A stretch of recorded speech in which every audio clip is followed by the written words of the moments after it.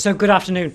My name is Tom Glazier, and I'd like to welcome you to the New America Foundation to what will be a fascinating discussion about the current state of journalism in today's media landscape. I lead our work here on media policy as part of a team housed within New America's Open Technology Initiative. And for just under the past 2 years, we've been considering how the changing media and technological landscape affects citizens' participation in a democracy.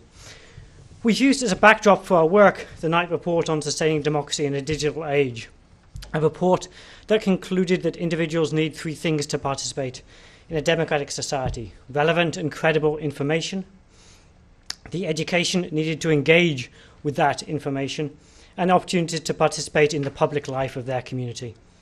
How this will happen in the 21st century has spurred a vigorous debate and even the engagement of the FCC. Notably, it released a report on June 9th that focused on the changing media landscape in a broadband age.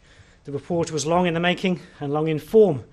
Its 468 pages have received a lot of media attention, and it makes our meeting and our event today very timely.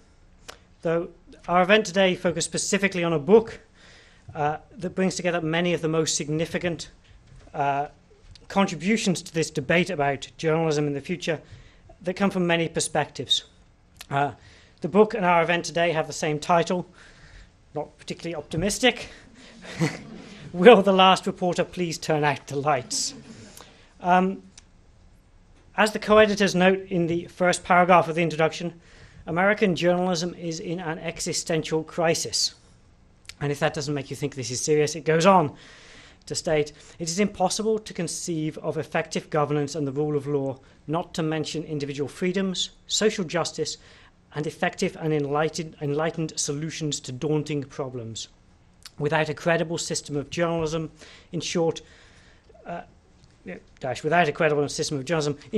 just about everything rides on how the crisis in journalism plays out. These are the questions that form the backdrop for the book and our event today. The contributions the book contains come from a wide range of perspectives from journalists, scholars, and activists.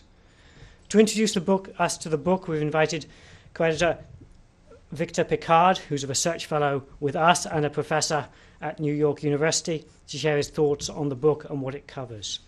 Subsequently, we will move to a roundtable discussion and be joined by 4 additional chapter authors: Nikki Usher, who I had written down here as a professor at George Washington University for several days, but actually she informs me she's not yet to start, so she's almost a professor at GW.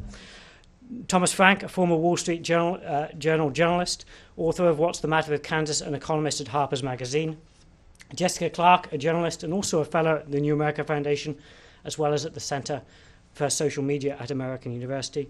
And finally, Craig Aaron, a former editor, and now the president and CEO of Free Press.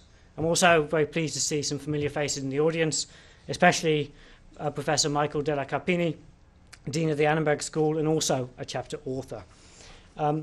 Before I start, there's a little housekeeping. As I mentioned before, the event is live streamed and on the web, as well as being recorded for C-SPAN. Everything is on the record forever, or at least as long as C-SPAN, Google, or WikiLeaks can index it.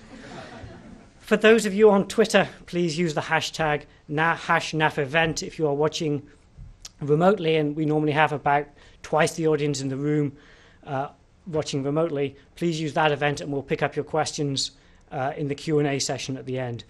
If you do wish to ask a question in the final section of the event, please wait for the microphone. We need to respect the online audience and make sure they hear us too. So without further introduction, I would like to invite Victor Pickard to the podium to share some reflections as a co-editor.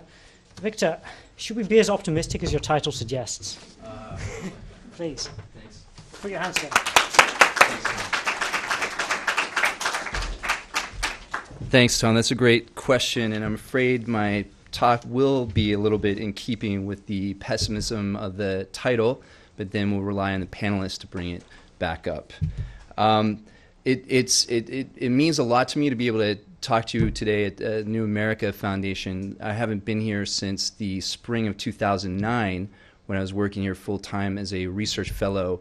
And when I reflect back on that period, I remember that there was something in the air at the time as we were moving in to these new offices. It wasn't just the fresh carpet smell, but there was a sense of optimism about the media policy reforms that were possible before us. And what was also interesting is that at this time there was a lot of talk about the future of journalism as a problem for public policy. And if you recall, in the spring of 2009, journalistic institutions seemed to be imploding. We had major papers like the Seattle Post-Intelligencer and the Rocky Mountain News going under. Jobs and revenue were in precipitous decline. But to use an old cliche, we also saw this, or at least certain circles here at New America and within DC, saw this crisis as an opportunity to explore structural alternatives to the commercial media model, for establishing a public service model for journalism. And that was one of the original motives for this book that Bob McChesney and I co-edited. Now, a lot has changed in the last 2 years, but unfortunately the journalism crisis is still here. The hemorrhaging has slowed down, but the long-term view of these journalistic institutions remains bleak. And just to be clear, the conversation should never just be about newspapers, of course. It's about the future of journalism, but it is still with newspapers where most of our original reporting comes from. And it is the newspaper industry that is undergoing the greatest decline. According to the Pew Research Center, newspaper newsrooms are 30% smaller than they were in 2000. And there's little evidence that the advertising revenue that once supported these vanished jobs will ever return, but instead will continue to gradually fade away. So what this suggests is that the advertising-supported journalism, the model that has functioned for the past 125 years or so, has come apart. So what comes next? That's a core question in our book. And Bob McChesney and I and others had hoped for a transition to some kind of public subsidy model. But in a tragic irony, just as we see convincing evidence for the failures of commercial media all around us, we as a society are barely maintaining even the current meager levels of funding for public media. And what's worse is that many of the highly touted alternatives have not panned out. Specifically paywalls or online subscription models where readers pay for content, what some have likened to a Hail Mary pass for the newspaper industry. It may work for certain niche markets, but it doesn't seem to be a systemic fix. I recently watched the new documentary, Page One. Has anyone had a chance to see that yet? A few of you. I thought it was generally very well done, but I was struck by how much the New York Times journalists seem to be pinning their salvations on the success of paywalls.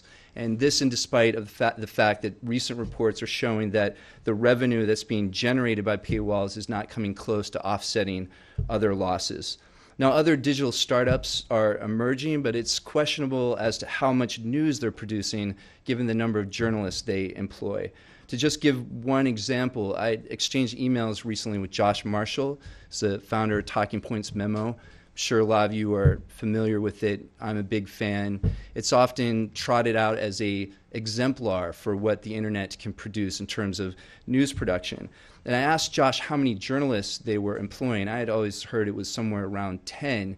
He told me that my information was dated. They're now employing 14. And they hope to expand to 17 very soon. So 17 journalists, on the surface, that sounds promising, but then if you juxtapose that with the thousands of journalist jobs that have been lost in just the last few years, it leads to a more sobering assessment. So I don't want to sound too pessimistic. There are reasons for hope. New experiments continue, and there does at least seem to be consensus that new journalistic models are required, but the consensus ends there. This crisis really is as much about how we think about journalism as it is about the journalism crisis itself. If you think of journalism primarily as a commodity, then its profitability dictates its existence. But if you think of it first and foremost as a public service or as a public good, then you recognize it must be sustained regardless of market support. And how we frame and understand the problem leads to different emphases and different approaches. Now, overall, there's been compelling pluralism to these debates about the future of journalism, and a lot of assumptions are being challenged, new ideas advanced. That's why Bob McChesney and I put together this book with 32 essays on the future of journalism, which I'm just going to briefly discuss in my remaining